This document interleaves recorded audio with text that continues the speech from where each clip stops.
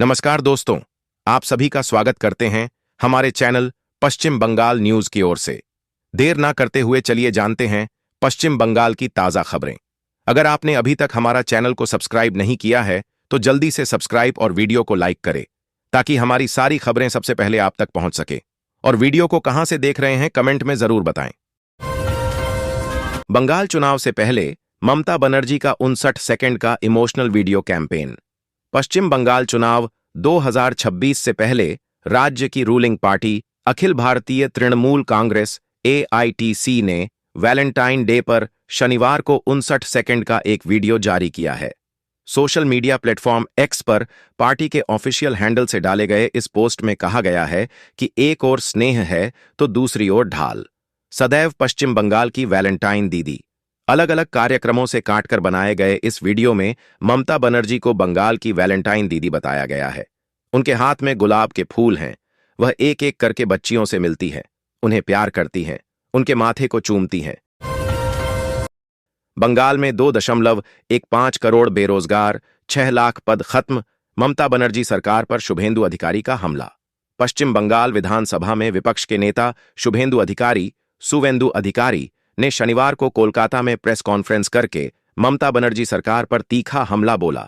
बेरोजगारी, उद्योग, महिला सुरक्षा और वित्तीय अनुशासन जैसे मुद्दों पर राज्य सरकार को घेरा। कई और गंभीर आरोप भी लगाए।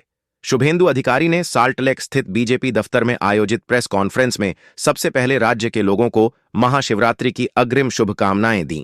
कहा कि यह पर्व सनातन धर्म और भारतीय संस्कृति का प्रतीक है।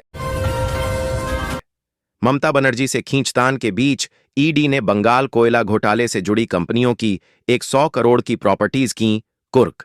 प्रवर्तन निदेशालय ईडी ने पश्चिम बंगाल में 100 करोड़ रुपए की नई संपत्तियां कुर्क की हैं। मामला कथित अवैध खनन और कोयला चोरी के मामले में धन शोधन से जुड़ा है। ईडी का दावा है कि इस मामले में स्थानीय प्रशासन ने सक्रिय रूप से सहयोग किया था। इस मामले में हालिया तलाशी जनवरी में कई परिसर में ली गई थी, जिनमें कोलकाता स्थित राजनीतिक परामर्श कंपनी आईपैक और उसके एक निदेशक प्रतीक जैन से जुड़े परिसर भी शामिल थे। 8 जनवरी की इस कार्रवाई को लेकर काफी विवाद खड़ा हो गया था। ईडी ने आरोप लगाया था कि पश्चिम बंगाल की मुख्यमंत्री ममता बनर्जी छापेमारी के दौरान जैन के आवास पर पहुंच गईं। एक भी विदेशी नागरिक का नाम SIR में न हो, शामिल। बंगाल चुनाव से पहले ECI का अधिकारियों को सख्त निर्देश।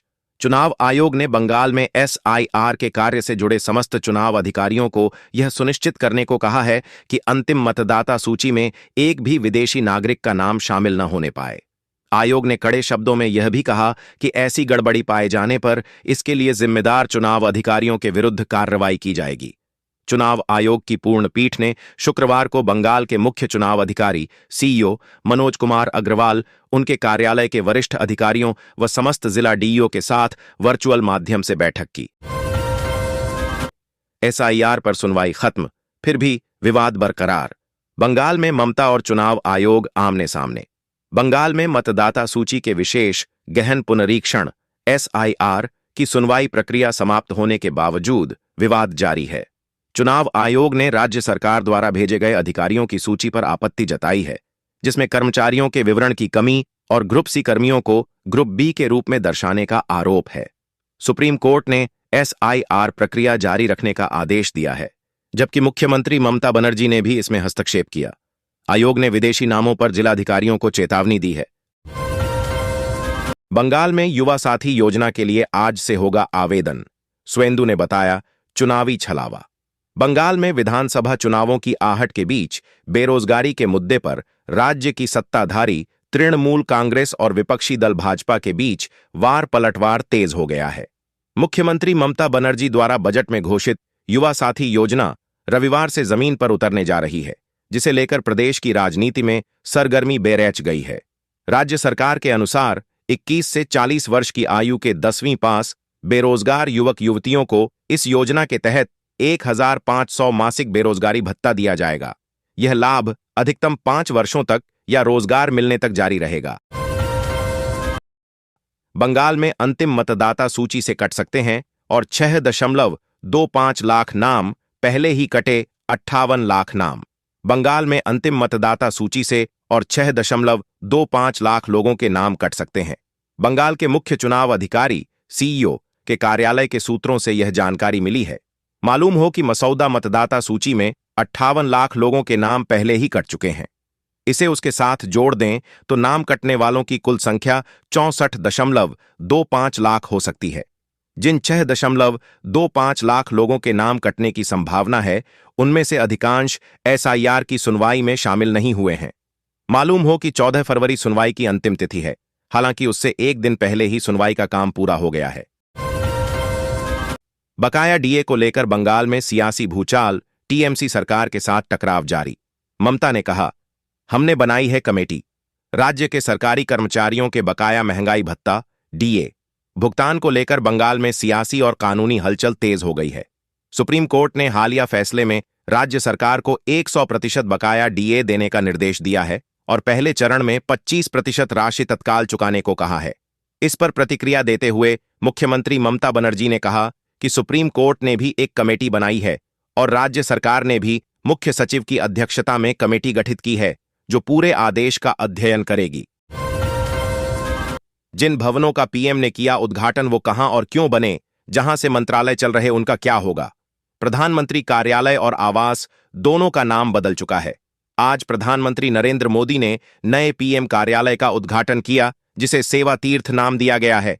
इसी के साथ कर्तव्य भवन 1 और 2 का भी उद्घाटन किया गया। सेवा तीर्थ परिसर में पीएम कार्यालय, केंद्रीय सचिवालय और राष्ट्रीय सुरक्षा परिषद सचिवालय को एक ही जगह रखा गया है। वहीं नए कर्तव्य भवन 1 और 2 में कानून, रक्षा, वित्त, स्वास्थ्य, कृषि सहित कई प्रमुख मंत्रालयों के दफ्तर स्थापित किए जाएंगे। यह परिसर भी सेंट्रल विस्टा पुनर्विकास योजना का हिस्सा है। किसी भी विदेशी का नाम मतदाता सूची में बर्दाश्त नहीं। चुनाव आयोग। कोलकाता निर्वाचन आयोग ने शुक्रवार को साफ कर दिया कि अंतिम वोटर लिस्ट में किसी भी तरह की गड़बड़ी बर्दाश्त नहीं की जाएगी। यह तय होना चाहिए कि इस सूची में किसी भी विदेशियों का नाम शामिल न हो। यह भी कहा गया है कि किसी भी वैध वोटर का नाम न छूटे। ये बातें शुक्रवार को मुख्य चुनाव आयुक्त सीईसी ज्ञानेश कुमार ने राज्य के मुख्य चुनाव अधिकारी व जिलाधिकारियों के साथ वर्चुअल बैठक में कहीं। उन्होंने कहा कि अगर 5 साल बाद भी अंतिम मतदाता सूची में किसी विदेशी की पहचान होती है तो संबंधित अधिकारी के खिलाफ कार्रवाई होगी। पुरुलिया में शोकाकुल महतो परिवार से मिले अभिषेक, न्याय के पक्ष में लगाई गुहार। पुरुलिया के भाजपा सांसद से की अपील, इंसाफ के लिए केंद्रीय गृह मंत्री व महाराष्ट्र के सीएम से करें, बात दी चेतावनी। जल्द हत्यारोपी नहीं पकड़े गए तो तृणमूल की टीम जाएगी महाराष्ट्र की अपील। मामले में अरेस्ट 2 लोगों की बेल की अर्जी का महाराष्ट्र पुलिस करे पुरजोर विरोध। पुरुलिया। पश्चिम बंगाल में सत्ताधारी तृणमूल कांग्रेस के राष्ट्रीय महासचिव व सांसद अभिषेक बनर्जी ने शुक्रवार को बंगाल के उस प्रवासी श्रमिक के परिजनों से पुरुलिया में जाकर मुलाकात की, जिसकी हाल ही में महाराष्ट्र राज्य के पुणे में हत्या कर दी गई थी। उन्होंने पश्चिमी राज्य की पुलिस से शोकाकुल परिवार को न्याय दिलाने की मांग की। केंद्रीय बलों की उपलब्धता तय करेगी कितने चरण में होंगे बंगाल विधानसभा चुनाव। चुनाव आयोग के अधिकारी बलों की आवश्यकता और उपलब्धता का आकलन कर रहे हैं।